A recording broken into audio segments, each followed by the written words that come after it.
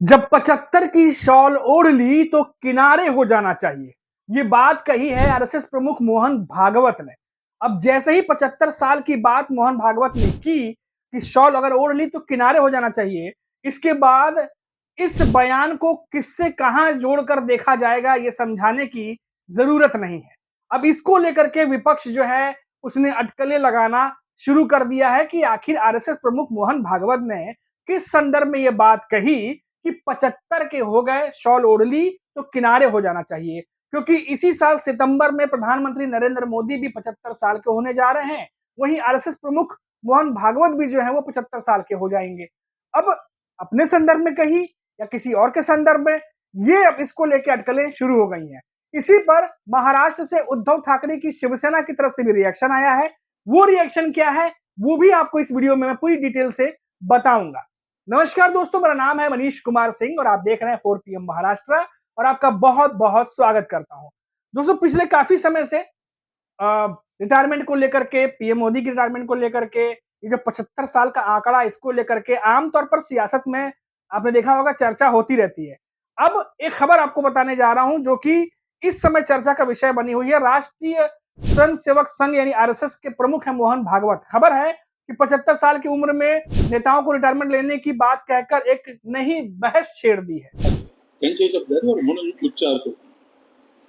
मैं जब मर जाऊंगा तब भी पहले लोग पत्थर मार के देखेंगे कि सचमुच मर गया। मग ते असं म्हणाले 75 वर्ष का आपने किया, लेकिन मैं इसका अर्थ जानता हूँ। 75 वर्ष की साल जब उड़ी जाती है तो उसका अर्थ ये होता है कि अब आपकी आयु हो गई, अब जरा बाजू हमको करने म्हणजे त्यांच्या गौरवाकरता गौरवाचा भाव मनात घेऊन सगळं होतं, त्याच्यात तो गौरव आपल्याला चिकटू नये ह्याची ते स्वतःच काळजी घ्यायची आणि असा विनोदाचा सुरा चालून तो चिकटणारा गौरव सगळा सोडून बाहेर। अब इस पर विपक्ष भी जो है, जाहिर तौर पर जब ये बातें होंगी तो विपक्ष का भी बयान आएगा, तो उनका भी बयान आया। आपको बता दें कि एक पुस्तक विमोचन समारोह में बोलते हुए उन्होंने कहा मोहन भागवत ने कि जब आप 75 वर्ष के हो जाते हैं तो इसका मतलब है कि आपको अब रुक जाना चाहिए और दूसरों के लिए रास्ता बनाना चाहिए या रास्ता दे देना चाहिए। अब क्या मोहन भागवत ये बात ये मोदी के संदर्भ में कह रहे थे या अपने संदर्भ में कह रहे थे, क्योंकि इस बयान में उन्होंने नाम किसी का नहीं लिया, लेकिन जाहिर सी बात है 75 साल की बात हो रही है तो जोड़कर देखा ही जाएगा। क्यों जोड़कर देखा जाएगा ये भी आपको बताता हूं दोस्तों, क्योंकि आपको मालूम होगा कि संजय राउत जो है उन्होंने क्या कहा है, पहले वो आपको बता देता हूं।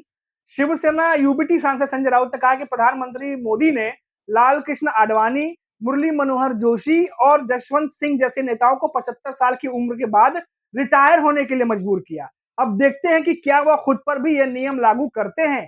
कांग्रेस नेता अभिषेक मनु सिंघवी का भी एक बयान आया, वो बयान भी पढ़ के आपको बताता हूं। उन्होंने कहा है कि यह सिद्धांतहीन है कि मार्गदर्शक मंडल को अनिवार्य सेवा निवृत्ति दी गई है, लेकिन संकेत स्पष्ट है कि वर्तमान व्यवस्था को इस नियम से छूट मिलेगी। मतलब इनका कहने का मतलब है कि हो सकता है कि पीएम मोदी रिटायरमेंट न ले, बाकी लोग हो लिए, पर ये इनका रिटायरमेंट शायद बाद में हो। अब देखिए दोस्तों, ये पहली बार नहीं है जब ये तमाम बातें हो रही हैं, और ये खबर इसलिए भी इंपॉर्टेंट हो जाती है क्योंकि इसी साल जो है वो कई सारे नेता जो है वो 75 साल के हो जाएंगे। अब देखिए दोस्तों, इस पे मैं अगली खबर आपको बताता हूं कि अब जो आरएसएस के प्रमुख हैं, आपको याद होगा उन्होंने कहा था, इससे पहले भी कई बार उन्होंने बयान, कुछ ऐसे बयान दिए हुए हैं जो चर्चा का विषय बन जाते हैं। अब इसी में देखिए आप, संजय राउत का हम अगर बात करें तो संजय राउत ने जरूर अभी सिर्फ बाइट नहीं दी है या अभी बयान नहीं दिया है इन चीजों पर।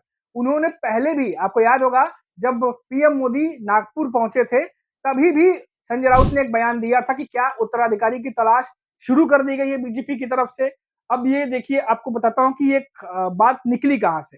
अब देखिए, ये पहली बार नहीं है जब राउत ने प्रधानमंत्री मोदी के संन्यास से बहस छेड़ी हो। मार्च में 2025 के मार्च की बात कर रहा हूं, मोदी नागपुर में मौजूद आरएसएस हेडक्वार्टर जाना, उन्होंने कहा था कि संभावित उत्तराधिकारी के संन्यास पर चर्चा करने के लिए था। हालांकि भारतीय जनता पार्टी के नेताओं ने इसे सिरे से नकार दिया था, खारिज कर दिया था।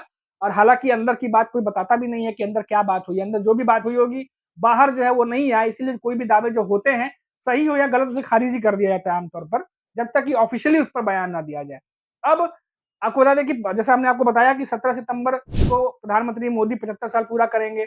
संयोग से मोहन भागवत भी खुद भी जो है 11 सितंबर को 75 साल पूरे करने वाले हैं। तो ऐसे में इस तरह के बयान अपने अपने आप में काफ़ी कुछ बयाँ करते हैं कि अगर मोहन भागवत जो है अगर वो रिटायरमेंट लेते हैं तो क्या पीएम मोदी को भी जो है रिटायरमेंट लेना पड़ेगा, क्योंकि बहुत सारी बातें फिर उस समय हो जाएँगी। पूर्व में भी कई नेताओं को देखा गया कि 75 के होने के बाद किस तरीके से रिटायरमेंट जो है उन्हें दिया गया। अभी संजय राउत ने क्या कहा वो हमने आपको बताया। और पिछले लोकसभा चुनाव से मैं आपको बता दें दोस्तों कि 2024 की जब लोकसभा चुनाव हुए, तब से ही लगातार विपक्ष के बीच में ये चर्चा शुरू है कि क्या 75 साल वाला जो फ़ॉर्मूला है 75 इयर्स वाला रिटायरमेंट का, क्या वो प्रधानमंत्री नरेंद्र मोदी भी फ़ॉलो करेंगे या उन पर भी लागू होगा? अब आरएसएस प्रमुख मोहन भागवत आमतौर पर जब वो बयान देते हैं तो उससे कई सारी अटकलें लगाई जाती हैं, क्योंकि कई बार वो नागपुर में संबोधन कर देते हैं, कई बार वो लखनऊ में देखे जाते हैं, कई बार वो दिल्ली भी विज़िट करते हैं। तो ऐसे में मोहन भागवत जब बयान देते हैं, क्योंकि आरएसएस प्रमुख हैं और सभी को पता है कि बीजेपी और संघ के बीच में संघ कितना चुनाव में किस तरीके से ग्राउंड लेवल पे काम करता है, उनके कैडेट जो है वो बीजेपी के लिए उतरते हैं।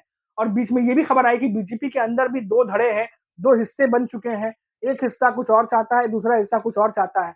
और हमने देखा था कि बीच में जेपी नड्डा जब उन्होंने बयान दिया था लोकसभा चुनाव के दौरान कि हमें आरएसएस की ज़रूरत नहीं है, बहुत सारी कंट्रोवर्सीज़ हुई थी और सुनने में ये भी आया था कि आरएसएस और बीजेपी के बीच में मनमुटाव हो गया है।